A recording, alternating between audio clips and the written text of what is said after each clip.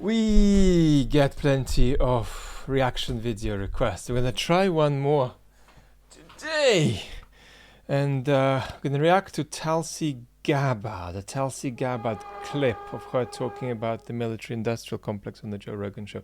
The next reaction video I think we're going to do on Tim Snyder, so I'm going to enjoy that much more. Let's go and see what Tulsi has got for us. So Tulsi, come on. Where are you? Here you are. Let's go. Let's start with the military-industrial complex. Okay. What is it? Who is it? Complex. It is these massive defense corporations who make all these different weapon systems, from the smallest to the most powerful nuclear weapons and missiles. When we are at war, they make a lot of money. Putting our country in a continual state of war is supported by leaders in both parties and the majority of people in both parties. And it's directly tied to the military-industrial complex's influence. You'll hear a lot of rhetoric, especially recently, saying, hey, if we've got to send all this money to Ukraine, otherwise Russia's going to come and attack us here. Otherwise, our national security will be undermined. So they say all these things to foment fear in people's minds, but they're not rooted in reality. The U.S. and some European countries, predominantly the U.S., though, are providing billions of dollars in funding, weapon systems, and so forth, and essentially waging this war using the Ukrainian military and people as their chess pieces in this geopolitical chess game. Okay. So let's try it like this. Imagine that I've got in front of me a class of, I don't know, Harvard undergraduates in philosophy. And I showed them this Tulsi clip. And I said, look, tell me the key conclusion about American foreign policy that you can derive from this if you roughly give Tulsi credit for having a point of substance around the so-called military-industrial complex. If you give that to Tulsi, what follows about American foreign policy? What would be the answer from the kids that the star kid would give me? And the star kid is never the cleverest person in the room, except some of the time, 10% of the time. But what would be the star student answer that I would want? The star student answer would be to say this: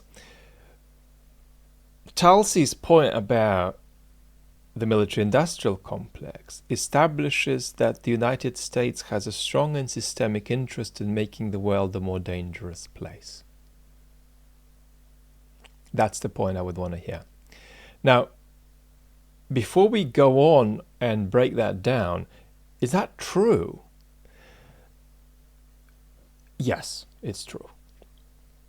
In other words, if you thought that it was obviously false, that would be such an extraordinary thing to think that the question wouldn't be whether you're right or wrong, but whether you even know how to approach politics properly. So there's at least significant weight that that's a central, behind the point that that's a central interest of the United States. Now, what follows from this, though? Kids, come on, tell me, right? So it doesn't follow what other interests the United States has. It doesn't follow how these other interests weigh against that interest that the United States has. And moreover, from the fact that an agent has an interest, even an overwhelming interest, and there is no evidence to suggest it's an overwhelming interest, just from that mention of the importance of the military-industrial complex, so-called military-industrial complex, then what we've got really is a situation where nothing in particular follows about American foreign policy, simply except for the point that it's part of the deliberative and motivational economy of American foreign policy. For one thing in it, for one item in it, to push the United States toward various kinds of destructive actions. But I might have an interest in stealing your orange juice. But as well as having that interest, I might have 7 interests to not steal your orange juice. And moreover, I might have indeed an overweening interest in stealing your oranges, but not act on it. Yeah? So the centrality, the influence, the lobbying power, the corruption, one postulates when one talks about the immense influence of the military-industrial complex, says nothing about any particular US foreign policy venture, and it doesn't even establish clarity about what patterns to expect in US foreign policy. Much more needs to be said than that. So that's the answer I'd want from the kids.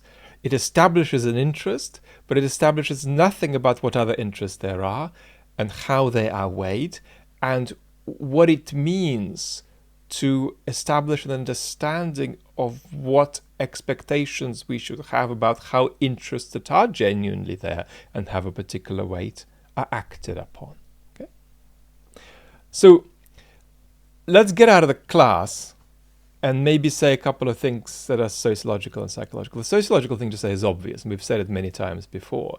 There's a risk, particularly in the United States, that is immensely self-involved in the way it talks about the world, to frame debates that involve other agents in other parts of the world in terms of domestic conflicts and disputes.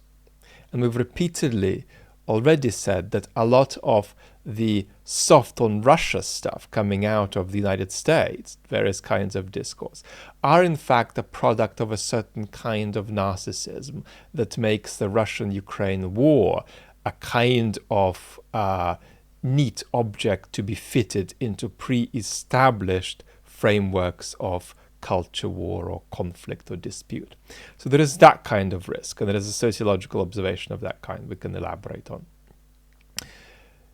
Then there are a couple of psychological things to say. One's intuitive, one's more generic. The intuitive one is that there's something, this is now a personal observation from me, there's something there with Tulsi on top of her formidableness and her power that feels a bit off, that's been there from the very beginning, from when she was a very young adult, that raises questions of, if you like, psychological trust in me about that kind of a thing being present in the person who holds the highest office in the land. Let's put it like that. So there is something going on in Tulsi, and we can psychoanalyze it a bit more. But I think the way to conclude that speculative, intuitive insight is to say we've got to see where she is 10, 20, 30 years from now, you know, and she could surprise us negatively and positively relative to where she's at now. The next thing to say is that Tulsi is not just speaking as a political analyst. She's speaking as somebody who is framing an image. She's speaking as somebody who stood in for Tucker on his show. She's speaking as somebody who's either framing some kind of a political career or some kind of a career where one has a national audience.